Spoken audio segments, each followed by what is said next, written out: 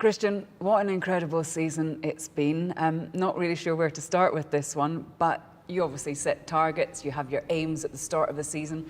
Did you think that getting your hands on both championships was a realistic possibility? To be honest with you, I think it was beyond our wildest imagination. I think 2021 was such an intense year that went all the way to mid-December, that we transitioned very late onto the 2022 car, and with such a big regulation change, the biggest regulation change in Formula One in the last 40 years, it felt like we're going to come into the season on the back foot. But I have to say, the technical team and production side of the business have done an incredible job. That we were able to turn up at the first test, and particularly the second test in Bahrain, and be right on the pace. Last year was odd in that there wasn't a massive regulation change, and yet you guys came back into it, and as you say, it went down to the wire. I think every F1 fan looks forward to a regulation change because it's a reset. It's going to sort of galvanise a lot of different teams. How long had you been working to create this car that you have for this season? Well, I suppose around the June time was when it started to transition, and because of obviously the fight with the 2021 championship, development on that car went on longer than it would usually do. Particularly with such a big regulation change, and with the cost cap and the limitation of resources. So it was very late in the day for the team to transition over, and such a huge regulation change. Every aspect of the car was brand new for 2022, and there was a feeling that we've been the last team to step over onto those new regulations. We knew that Ferrari, for example, had started much earlier, and in many ways sacrificed their 21 campaign to be competitive in 2022. So we knew we were going to be up against it coming into the season. So when you get the car out in pre-season testing, which really isn't quite like it used to be, it's almost just before the first race. Yeah. At which point in this season did you think this is serious business here? Well, we saw in the Bahrain test, with the second test of the two tests, that we brought a Race 1 update to the car, and that immediately put us on the pace of the Ferrari that had looked stunning in pre-season testing. They looked like the team to beat. The car aerodynamically over the curbs, engine-wise, the package just looked very complete. Mercedes had come up with a very extreme concept, and they looked like they were not in the position they'd been in previous years.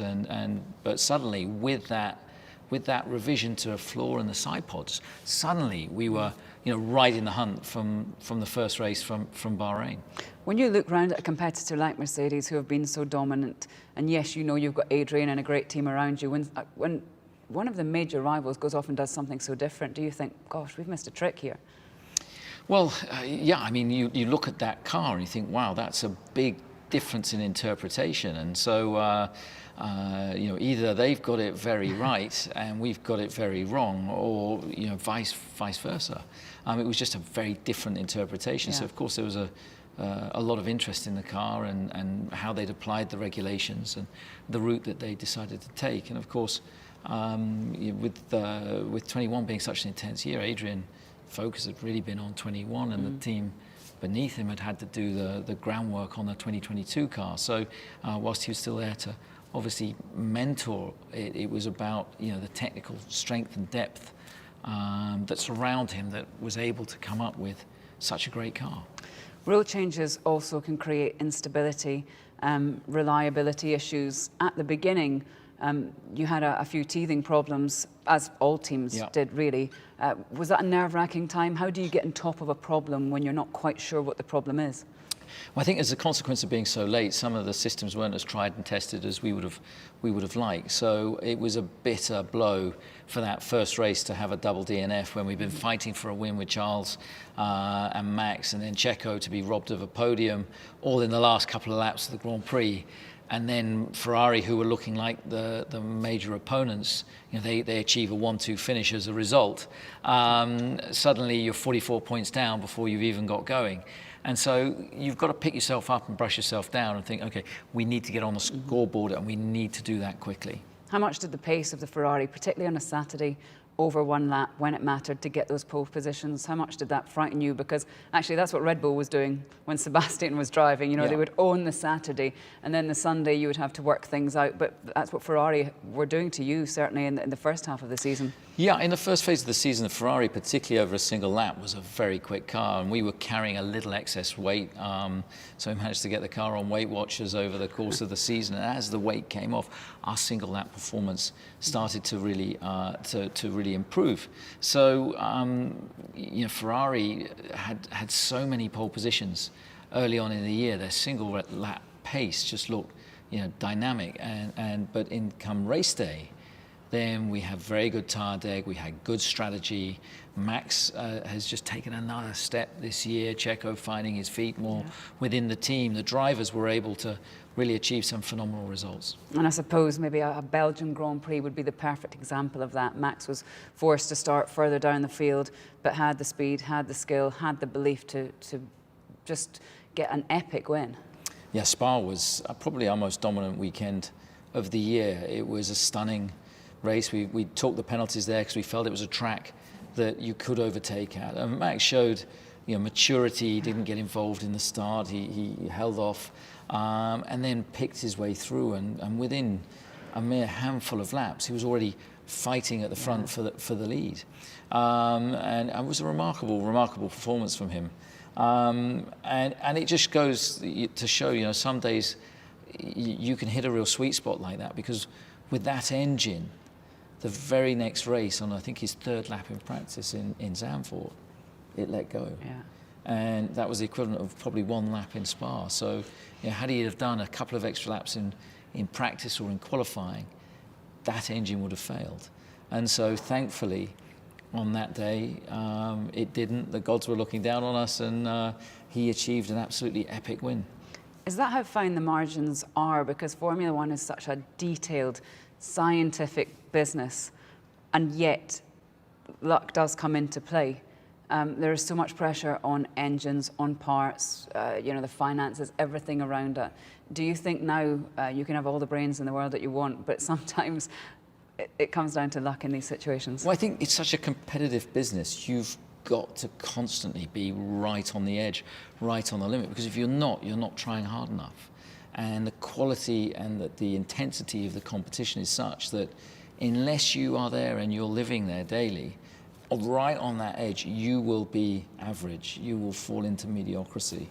And so that applies across all aspects of you know, Formula One. So you know, that sort of summed up how close you can be to the limit. If we hadn't have limited the amount of laps that we were doing in practice, the amount of laps that we were doing qualifying, then that engine would have failed in that Grand Prix. Thankfully, we did. It didn't. But there's, of course, there's an element of luck, because why did it fail at that point in its life, not a couple of, you know, kilometers earlier? Of course, there's always an element of good fortune, but I'm always a great believer you make your own luck. You mentioned how Max drove in Belgium, was mature, didn't get overly involved in a melee at the start, held back a little bit. That is a real mark of maturity. How much do you think he has grown over the last few years? Because there would be times he would just go headfirst into everything because he is so fast and he does have the talent. But also now he's developed a racecraft. You must have seen this develop. How would you sum that up? Well, I think over the last couple of years, what we've always known with Max is he's got absolutely devastating speed and car control and the ability to adapt to conditions and feel the absolute limit of the car. And I think what we've seen with him over the last couple of years is his mental strength. You know, that the campaign in 2021, going up against obviously a much more experienced driver, the intensity of it, the pressure of it, the way he handled that. And I think that, you know, coming through that, then that just freed him for this year. And with that experience and knowledge, I think he's just made another step. He's driven with tremendous maturity this year. He's made virtually no mistakes compared to any other driver he has had. You know, he's damaged a front wing end plate, I think, so far this season. And he's driven, you know, with tenacity, with conviction, but he just hasn't made mistakes. And that it's been an incredible performance by him. And I think his confidence is obviously high. And I think that, again, that mental strength under pressure, under key moments when he's had to deliver, it's never let him down.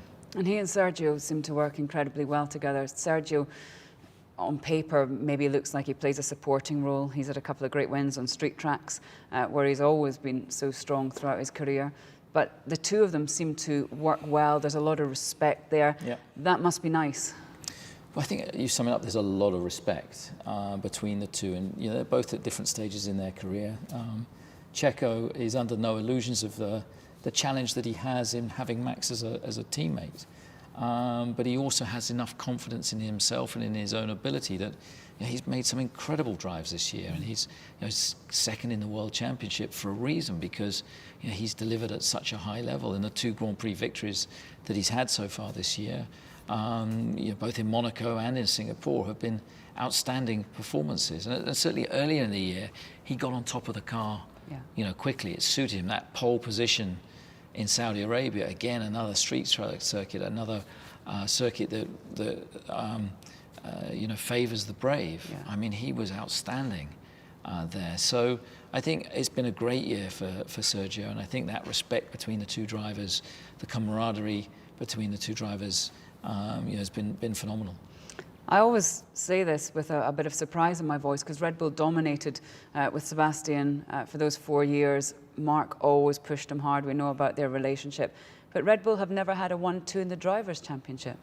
No, it was something that we never quite achieved during the dominant period of 10 to 13. So that would be a new thing for us, if we were to achieve that. We've broken pretty much our own records this year, the most amount of wins for a single driver that Max has achieved. The amount of 1-2s that we've had has exceeded our previous limits. The amount of points that we've scored in a season, the amount of laps that we've led, all of those numbers have been broken. The one thing that remains for us to achieve between now and the end of the year is to try and ensure that Checo finishes as the runner-up and in that P2 place in the Drivers' World Championship. When you start winning championships again, whether it be Drivers' Championships, Constructors, does it almost remind you about that 10 to 13 period, because there was a bit of a drought, as it were, since then? But do the same feelings, the same emotions come back? Or are you all a little bit more worldly wise in that now? Well, I think we've all got a few more grey hairs and a bit more experience, but it's largely all the same people that are involved. And I think that, of course, the experiences that we went through in that period of time, it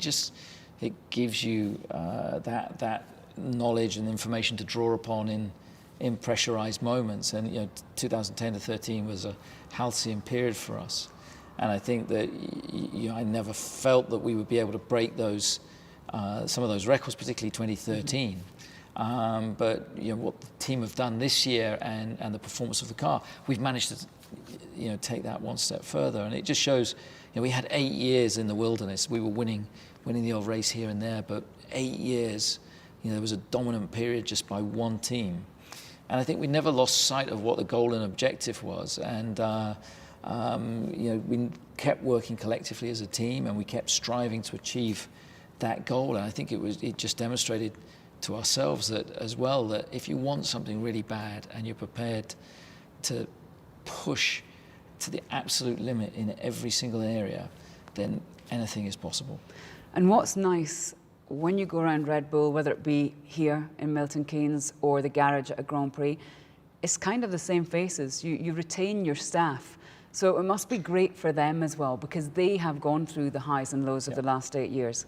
Well, we care about our staff. I mean, the staff, I've always said that people are our biggest asset. It's not the machines, it's not the factories, it's the people. It's a people sport, it's a people business. And we have tremendous loyalty within the team. Many of the people have been with the team for many, many years. If you look at the front end guy on the front of Max's car, that was David Coulthard's front end mechanic when he was with us, and wow, did he have to rebuild that car quite a few times. So we've just got tremendous longevity, whether it's on the pit wall, whether it's in engineering, across the business, a broad spectrum of people that have been there year in, year out, and on the good days and on the bad days. How do you continue the momentum for next year? Because we're in a period of the rules start to stabilise for a few years. We know that you essentially get penalised when you win higher, the further out you finish in the championship. You also have the penalty of the cost cap as well, which means aero development is reduced. Yeah. How can you override that, or can you override that? How much will it affect you?